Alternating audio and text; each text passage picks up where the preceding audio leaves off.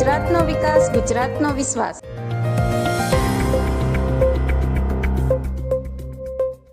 નમસ્કાર, ગુજરાતનો અવાજમાં હું ગાયત્રી આપનું સ્વાગત કરું છું. ચાલો જોઈએ આજની હેડલાઇન્સ. જ્યાં સુધી ઉકેલ નહીં આવે તો 17,000 દુકાનદારો રાજીનામું આપશે. વ્યાજબી ભાવોના દુકાનદારોનું સ્પષ્ટ વલણ. કેબિનેટ મંત્રી સાથે ચર્ચા કરીશું. અમદાવાદ મ્યુનિસિપાલિટીના 75 વર્ષનો ઇતિહાસ રસપ્રદ. અમદાવાદ મ્યુનિસિપાલિટીમાં 7 વખત વહીવટદારની નિમણૂક.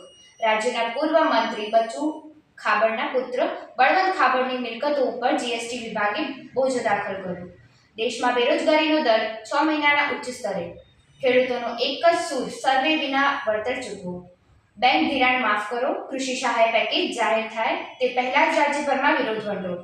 ખાખી વર્દીને દાગ લાગતી ઘટના. નારોલમાં પીએસઆઈને લોકોએ ચાલુ નોકરીએ દારૂ પીધેલા પકડ્યા. તો આ હતી આજની હેડલાઇન્સ. ફરી આવતીકાલે મળીશું. નમસ્કાર.